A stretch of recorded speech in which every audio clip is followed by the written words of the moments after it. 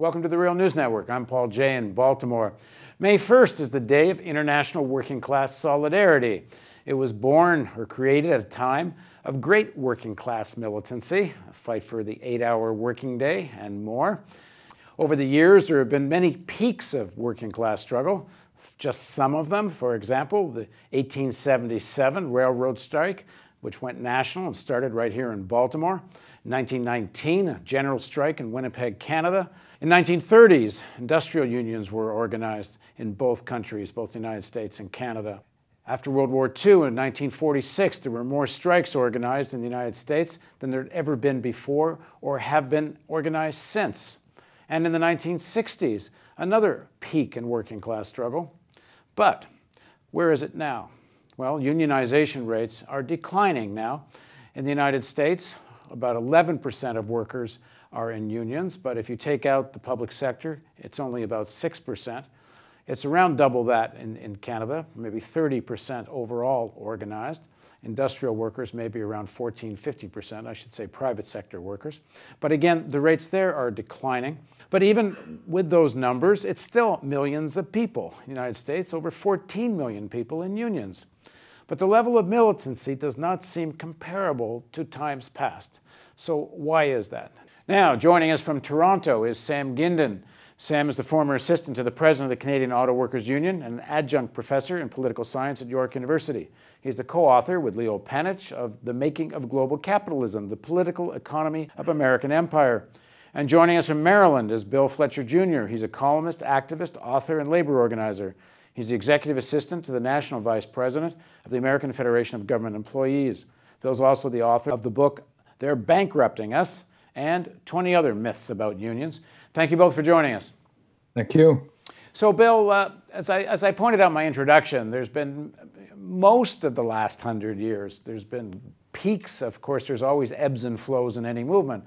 But there have been real peaks of working class militancy. But it seems like it's been some time since we've seen that in either the United States or Canada, for that matter. Why is that?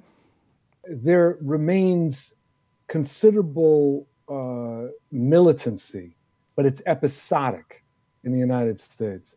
And it really has a lot to do with two strategic defeats that workers faced in the United States. One was the passage of the Taft-Hartley Act in 1947, went into effect in 1948, which put severe restrictions on the ability of workers to organize, to engage in militant collective action.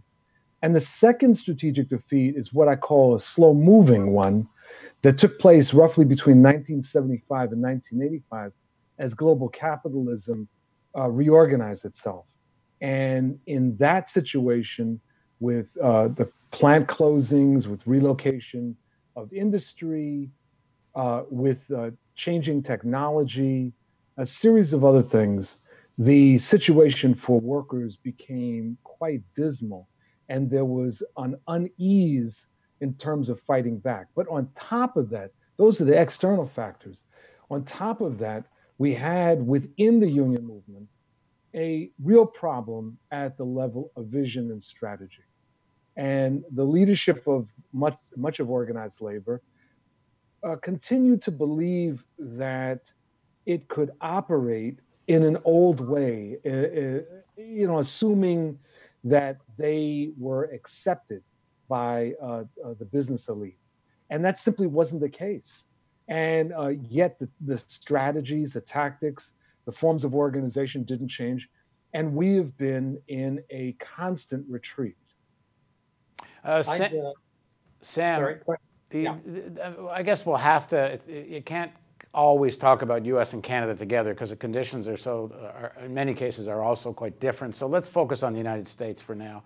And I know you're quite familiar with that situation as well. The issues Bill raises are to some extent external factors.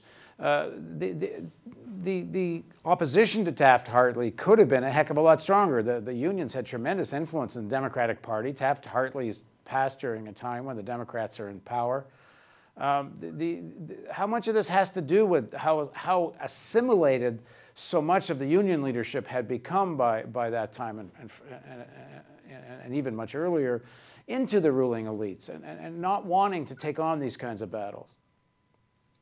Well, it really is a process. I mean, you're absolutely right. When Bill talks about the first defeat right after the war, part of that defeat had to do with isolating the left, marginalizing the left, and then focusing on integrating workers into the United States. And even when labor was at a peak, even when labor was quite strong, and I think this is also what Bill was hinting at, you saw the weaknesses then already.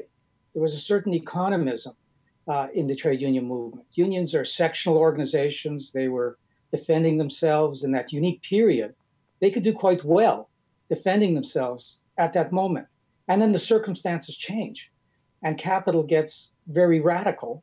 And we've never gotten that radical. And that's the problem. We've had this defeat that isn't just of the labor movement, of the left. And we haven't re-examined the organizational structures we have and ask whether they're still capable of defending the working class and making gains, given what's been happening. I mean, and I just want to add one other thing. I mean, the process of making capitalism is both of making the kind of people who can fit into capitalism, individualize them, fragment them. And it's also been, what's been so important is capital and the state especially figuring out how to constantly disorganize the working class. So it's always crucial that we're strategizing in a way to offset that. And that's what hasn't been happening. Before we kind of get into that conversation, which I think is a little more contemporary and what should we do now, I just want to explore a little bit more the roots of all this. I mean, when you look at Taft-Hartley, what came after Taft-Hartley is McCarthyism and the House of Un-American Activities Committee. It's always Hollywood that gets all the attention in that. But to a large extent, the real target of all that was the unions, was it not, Bill? And trying to get militants out of the unions. The target was suppressing dissent. When the U.S. and the British launched the Cold War, they had external reasons as well as internal reasons. And the internal reasons was absolutely to suppress dissent. And the most significant force in the United States at that point was the trade union movement. The Black Freedom movement was beginning to gain steam, and was also a target in a different way of the Cold War. And what happened in the U.S. was that when Taft-Hartley passed, which included this thing called red clauses that restricted the ability of communists to hold union office, and in fact, it ended up meaning alleged communists. When that happened, you had a wholesale purge of the union movement, a purge of unions as well as trade unionists. This significantly weakened the union movement. And the union movement, which goes to a point that you were raising, Paul, the union movement could have responded differently to Taft-Hartley. It chose not to. A combination of sizing up the balance of forces, as well as believing, which I think was the dominant factor, believing that if they got rid of the left, that they could create some sort of Faustian bargain with capital. And for a while, it seemed to be working. Working for the upper stratum of the workers who were in the more privileged unions like auto and transport and things like that.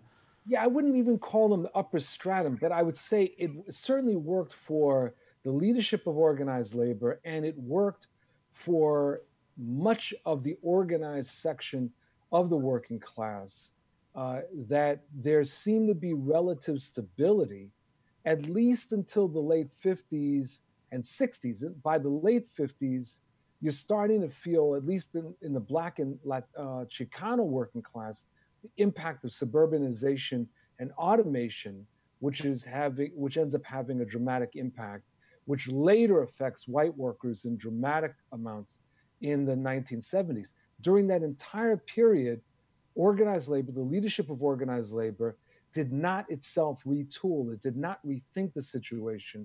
They continued their adamant opposition to virtually anything that was left or perceived to be left. Well, and they're also, many of the international leaders of the big unions are living like millionaires. They have hundreds of thousands of dollars salary and credit card perks that puts them into living more like multimillionaires. Or like living as a labor aristocracy. Yeah, exactly. And that's exactly what happened. But it was also the case that in the post-World War II period, and this is something that can't be overstated, that there was a relationship between increasing productivity and increasing wages and other parts of the living standard. That was part of the deal. And people came to believe that their lives would continue to improve and that the lives of their children would also improve.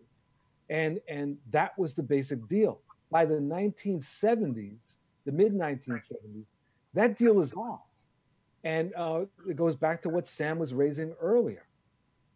So Sam, pick up the story then. So if that deal is off, and it's more or less in U.S. and Canada, certainly as get into the 80s and such, why then don't we see a kind of reawakening of the unions and a more militant fight? I'm not saying there wasn't a fight, but not at the scale one would have expected or thought might be necessary. I just want to reemphasize what Bill said. This wasn't just a question of oppression. They actually were making concessions to the working class through the 50s and 60s that wasn't just for an elite of the working class. It actually did spread. People did make gains. But at the same time, the form of unionism that develops over that period of time is a form of unionism that emphasizes legalisms. It depends on the grievance procedure. It begins to retreat from raising larger questions like control over investment, control over prices, really taking on inequalities as long as the pie is growing. So it means that it's a labor movement that's very vulnerable once capital begins its attack. So what happens in the 70s, in the 70s, there was still a lot of militancy in Canada. It continued into the 70s, but it was very much of an economistic militancy. It was demanding more or trying to protect what you had. And that kind of militancy couldn't work given how radical the attack now was.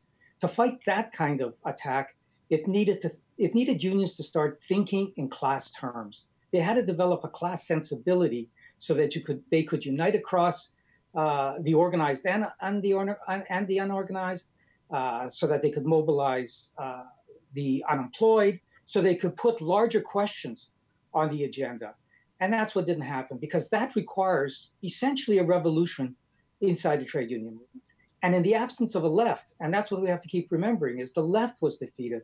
In the absence of a left, or in the presence of a very weak left, that's a very difficult thing to do. And that's part of the crisis that we face now. So, Bill, what's the state of that fight now in American unions? I know you can't lump all the unions together. Some are far more militant than others, and in various unions, there's a real fight going on over just these kinds of issues. Well, the situation is very uneven, Paul. You can point to examples, and there are examples of interesting innovations within both the established trade union movement as well as in the broader labor movement. For example, the Chicago teachers strike that took place a couple of years ago, where the teachers won, and they won through both internal education as well as outreach to the broader community. And their strike became a strike for the kids. You have those examples. You have the growth of the New York Taxi Workers Alliance, where taxi workers are organizing and where they have no legal right to organize as a union. You have outside of the formal union movement, the National Domestic Workers Alliance. There are these various points of struggle and innovation that are there. You have the Amalgamated Transit Union with a leadership that is determined to transform the way that the organization operates, reaching out to the community, paying attention to environmental issues. That said, there remains caution and within much of the leadership, and this sense that, well, we're not dead yet, and we don't necessarily have to take the great risks that are needed, because maybe the pendulum will turn, maybe we'll get another a switch in the Congress that will help us, or something along those lines. And all of this is sort of fool's gold, but it's something that nevertheless many of these leaders believe. Okay. At the base. And I would just add to what Bill was saying. It is very uneven, and you've got all these great examples. But what's interesting is you probably have more innovation and more experimentation in the United States, just because it's been in such a mess. But you know, the problem is that even when leaders begin to say, okay, in the public sector, we can't win unless we really position ourselves as representing the class, as being leaders in the fight for social services, even then, the response remains so small, given to what that would really require. In other words, it's not a question of passing good resolutions, having good spin. It's a question of actually recognizing that if you want to make your union into a leader in the fight for social services, what that really implies in terms of changing everything about how the union functions in terms of its relationship to the community, its relationship to its members, what it puts resources into, how it trains its staff. And that's what hasn't happened. Well, a lot of that has to do with the attitude, I think, of the unions towards politics and political parties. And in the next segment of this discussion, we're going to take up the question of the relationship of the unions, and particularly in the United States, with the Democratic Party. So please join us for part 2 of this discussion on more or less the state of the working class movement in North America on the Real News Network.